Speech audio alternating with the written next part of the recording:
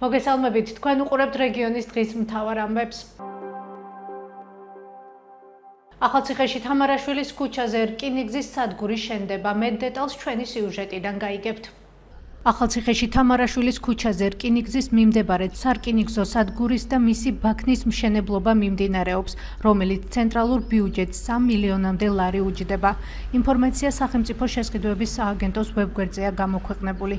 სატენდერო დოკუმენტის მიხედვით საქართველოს რკინიგზის მიერ გამოცხადებულ ტენდერში მონაწილეობა ერთადერთმა პრეტენდენტმა შპს RC Construction-მა მიიღო და მხარეებს შორის ხელშეკრულება 30 ივნისს გაფორმდა. ხელშეკრულების მიხედვით კომპანიას ვალდებულება აქვს დაახლოებით 5 თვეში, დაახლოებით 2850 კვადრატულ მეტრ ფართობზე ააშენოს სარკინიგზო სადგური და მოაწყოს ბაქანი. ტექნიკური დავალების მიხედვით სადგურის შენობის ფართობი დაახლოებით 300 კვადრატული მეტრი იქნება. როგორც დოკუმენტში ვკითხულობთ, სადგურში უნდა განთავსდეს მოსაცდელი დარბაზი, სალარო, დაცვის ოთახი, სადგურის მორიგის ოთახი, სასერვერო, საწყობი, საპირფარეშოები, მათ შორის შშმ პირებისთვის ადაპტირებული სივრცეები, ასევე ლიფტი. რამდენად ჩაეტევა კომპანია მოთხოვნილ ვადაში. კომპანიის დირექტორის და საავტომობილო გზების დეპარტამენტის ყოფილი ხელმძღვანელის ვაჟა ფანჩულიძის თქმით, სამუშაოების შესასრულებლად გამოყოფილი ვადა საკმარისია.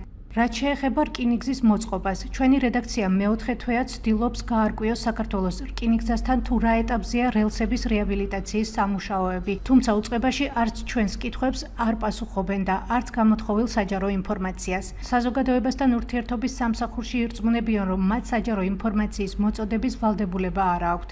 ჩვენ უწყებას წერილობით დღესაც მივმართეთ, ხოლო ეკონომიკის სამინისტროდან ინფორმაციის მიღებას ველოდებით.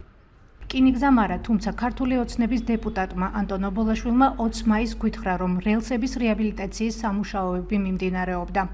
ახლა მიმდინარეობს ბორჯომამდე, ტაშისკარი ბორჯომის მონაკვეთის ძალიან ესე ვთქვათ გაძლიერებული რეჟიმით მუშაობა. ესენი მალე გადმოვლენ ბორჯომი ახალციხის მონაკვეთზე. გვაქვს იმედი, რომ აგვისტომდე დასრულდება. ანუ ვიქონიოთ იმედი. რა ხდება ახლა? ობოლაშვილი ჩვენ ზარებს არ პასუხობს.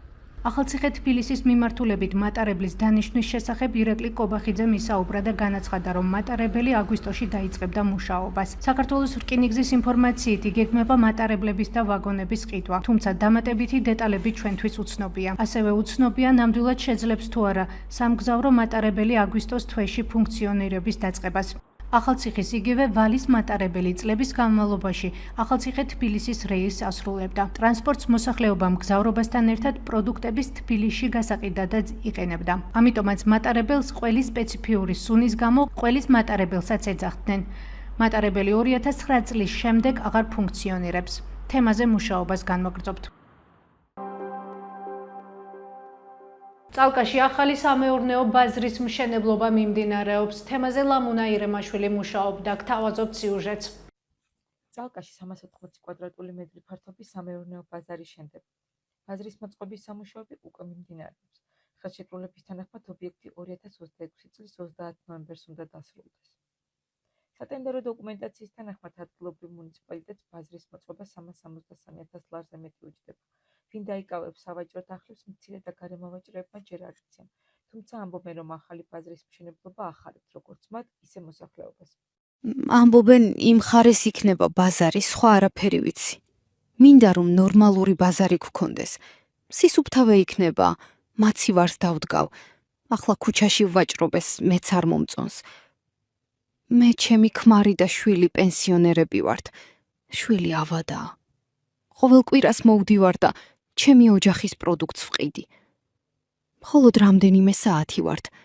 ხალხი მთელი დღე არ დადის. რაც აქ ვარ, 100 ლარის პროდუქტი ვერ გავყიდე. ამბობს სოფელ ნარდევანის მკვიდრი არევა კმელტონიანი. ის ყოველ კვირას სახლში დამზადებულ სხვადასხვა სახეობის ყველს ყიდის. წალკაში კვირაობით ამ ადგილას ბაზრობა იმართება. ადგილობრივები საკუთარ პროდუქციას ყიდიან. წალკელებთან ერთად სავაჭროდ აქ კახეთიდან და მარნეულიდან ჩამოსულებსაც შეხვდებით. მხოლოდ კვირა დღეს მოვდივარ აქ. ახალი ბაზარი სუფთა იქნება და ძალიან კარგია. კარგი იქნება, ძალიან დიდებული იქნება, ბაზარში დახლები იქნება გაკეთებული. ანტისანიტარიაც არ იქნება, ქუჩაში დგომა, ბაზარი ყოველთვის იქნება. გადასახდელი იყო, გადასახდელი მაგაზინს წინააღმდეგი. კომფორტულად დავდგები და ეგრე არ ვიდგები, რა თქმა უნდა, უკეთეს იქნება. პირობით ბაზარი დღის პირველ 2 საათამდე, შემდეგ იშლება. ადგილობრივი მოვაჭრეების თქმით, შუა დღის შემდეგ ხალხი ნაკლებად დადის და პროდუქციის გაყიდვა ამ დრომდე უნდა მოასწრონ. მოძრაობა გაიხსნება და ხალხიც თავისუფლად ივლის.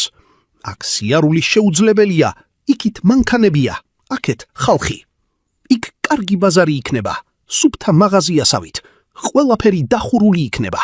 სამეურნეო ბაზრის მშენებლობას ტენდერში გამარჯვებული შობასა დაჩი ჯგუფი ახორციელებს.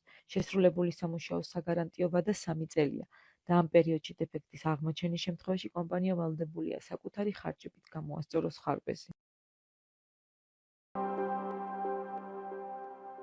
ეს იყო ჩვენს ხელთ არსებული დღევანდელი ბოლო ინფორმაცია. მეტი და დეტალური ინფორმაციისთვის ეწვია ჩვენ ვებ და Facebook გვერდს. გმადლობთ რომ გვიყურებთ. ბედნიერ შაბათ-კვირას გისურვებთ.